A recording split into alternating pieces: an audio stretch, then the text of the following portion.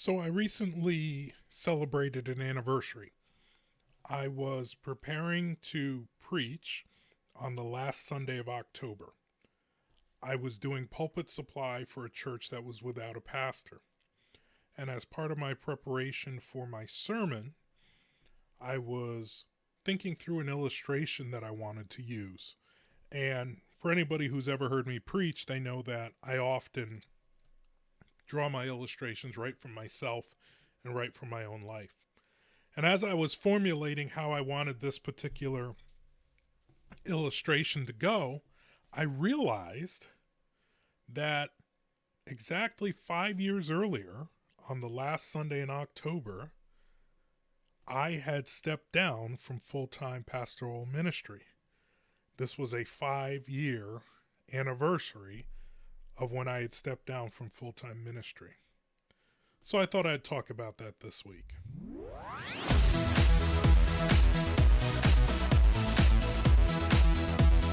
Welcome to Fusion. I'm Brendan Saunders. Today we are going to explore the integration of life and faith as it came to a milestone time in my life in which I had been a full-time pastor for a decade and made the decision to step down. Before I get into that, SNL, baby. You know, I ask this every week. Subscribe, notify, like. Hit the subscribe button, subscribe to the channel, hit the notify button, ring that bell. That way you know when we drop. If you hadn't hit the notify, you didn't know that last week we actually dropped our episode a little bit early. We usually drop our episodes on Wednesdays, but last week we dropped it on Monday because it was a timely topic that talked about voting. Anybody who hit the bell and gets notified would have known that before anyone else. So that's why you hit that. And then like. Please take a minute and hit the thumbs up and like this video. So, as I shared, 5 years ago, I stepped down from full-time ministry. And so I thought I've been thinking a bit through it and thought I would offer a 5-year retrospective on it. It was 2017 when I stepped down. The last Sunday in October was the last Sunday I preached at the church that I was pastoring at that time. That church was a church that I had been the founding pastor of. I had been there for almost a decade at that point. I had been involved with that church from 2008 to 2017, so 9 years, and had been in ministry prior to that, full-time ministry as a youth pastor. So I stepped down, and I've talked in previous episodes. I've discussed at least one of the reasons I stepped down in our episode called PK, Preacher's Kid. I talked about one of the reasons why I stepped down was because I didn't want my daughter, who was coming into her teen years, she was 12 at the time, I didn't want her to have to deal with her teenage years as a pastor's kid because of concerns I had. But that was just one. There was actually a laundry list of reasons why I stepped down, which is kind of in fitting with me. Rarely is one thing going to drive me to do something, especially something as big as that. I had transferred. I dropped out of college. I had then transferred to a Bible college, and then I went and I got my master's degree, all in ministry-related field.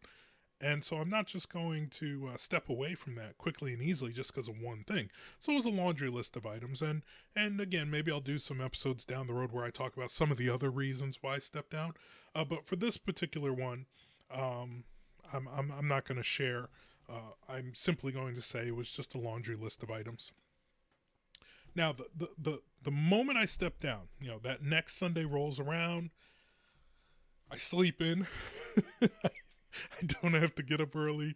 I don't have to get to a building early. I don't have to start a setup process. At that point, we were meeting at a local YMCA. We, throughout the life of our church, had multiple places that we had met in.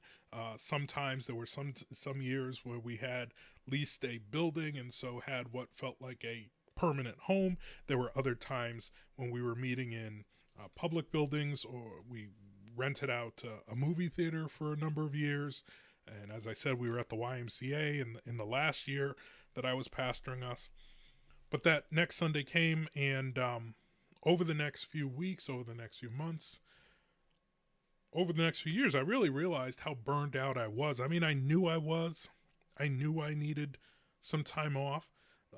The time prior to me stepping down had been, I had taken a sabbatical, and even when I had taken that sabbatical, I had shared with my church and specifically with the leaders of the church that I wasn't sure if I was going to come back from the sabbatical. So I was burnt out. But I also now found this great freedom. This amazing freedom had happened where as a minister, you're under a microscope. I mean, there's no other way to put it. On the one hand, I have often ranted about the fact that we put our pastors up on a pedestal, and then we're shocked when we find out that they're human. And I'm not saying it to rant, to make that rant, but I am saying that I understand. I understood one of my responsibilities as a pastor was to live as an example of the things that I was teaching. So in that respect, your life is under a microscope. And now there was a freedom of not being under that microscope. I remember, there were lots of things. As a pastor, I always really felt like I was always being careful. I believe that we have a lot of spiritual freedoms. I grew up in a very conservative background, very conservative church background. And so, I always jokingly say, don't smoke, don't chew, don't go with girls who do, right? But over the years, as I learned and grew and saw scripture for myself, I realized that there was a lot of freedoms out there, what we commonly call spiritual freedoms. But I also understood that as a pastor, and by the way, it's supposed to be for everybody, but especially as a pastor, I didn't want to exercise my freedom in a way that would cause another believer to stumble or that would offend another believer. I really worked hard to not do that. And so now suddenly there's freedom. I can suddenly exercise spiritual freedoms in areas that I never had before. So pastoring was also not a 9-to-5 job. So there was this freedom of my time and energy because pastoring is a 24/7 job. It's uncanny. We'll use the word uncanny. How often things happen when you're supposed to be on vacation, right? So my family and I are going away for a family vacation, and that's when somebody dies, or that's when something big happens and people are looking to call their pastor. Now, freedom. And there certainly was, because of the freedom, because of the burnout, there certainly was a feeling of, wow, why didn't I do this sooner? Why did it take so many things to accumulate on this list for me to see that this was the way to go? When I first stepped down, I still had a burning passion to minister. And by the way, I still have that burning passion, and I'll talk about that in a little bit. I just didn't want to be a pastor at that point. But I've always had a burning passion to minister. And what I said at that time when I stepped down was I wanted to minister to people who wanted to grow. And part of the reason I said that is because one of the things I learned about pastoring is that a large part of pastoring is trying to get people connected with the Lord so that the Spirit can motivate them. Now, a lot of pastors would say trying to motivate people to do stuff. But I learned pretty early on in that I can't make anybody do anything, and I'm not even sure that I can motivate anybody to do anything. In fact, when I looked at spiritual growth in my own life and in people in my church, it was always a work of God. So, my point being, sadly, a lot of people are just content to go to church each week. And spiritual growth, sometimes tackling the hard things in our life, the areas of our life that God is trying to get our attention and get us to pay attention to, can be really hard. And it's just tough as a pastor you get this. I used to always say it this way, that as a pastor, if you're a pastor and you're truly in God is leading you and you are in sync with the Lord and being led by his Spirit, I used to always say, I feel like you get a third eye. And the idea of the third eye has been around forever. You know, this third eye that gives you yet additional insight that you wouldn't normally have, right? And keep your third eye open. I always felt that as a pastor, that you got a third eye, because as you talked and interacted with people, the reality of the fact that our war is not with flesh and blood became more and more real. In fact, when a pastor is at the point where he's fighting with his sheep, his flock, sometimes he has missed that point, that our struggle isn't with flesh and blood.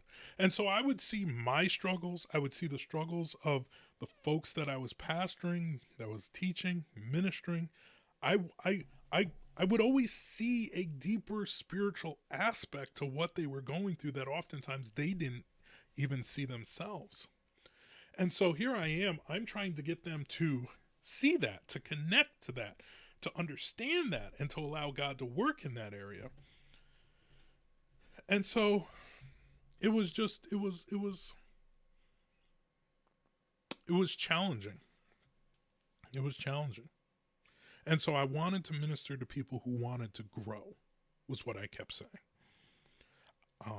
And by that I meant, generally speaking, if you go to a conference, let's say you go to a Bible conference or something like that, you're going because you want to go, generally.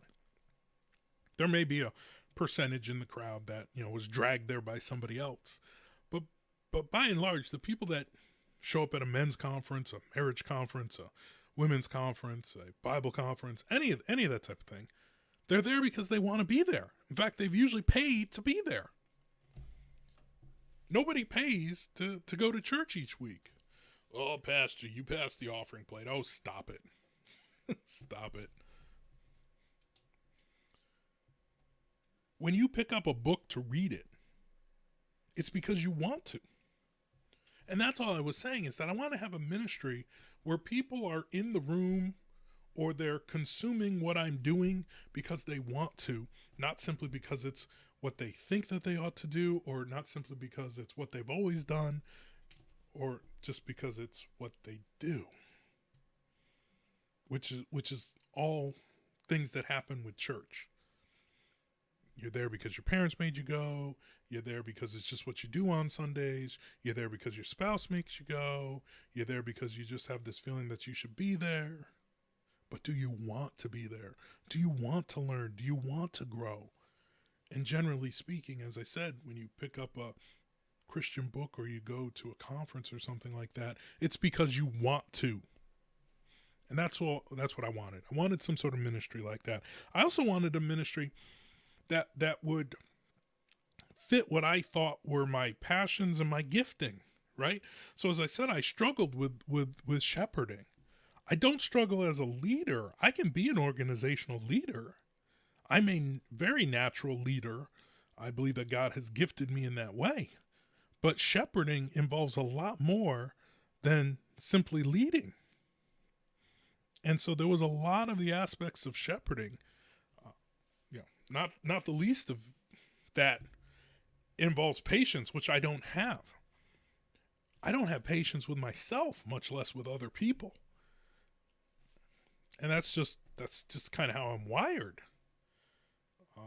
I'm never, for lack of a better phrase, I'm never really content with my own walk and with what I'm always striving in that regard, not to obtain my salvation, but just striving in walk, a spiritual walk. To me, whether it's when the Bible describes it as war or whether the Bible describes it as a marathon, yeah, I feel that. I feel that in my own walk.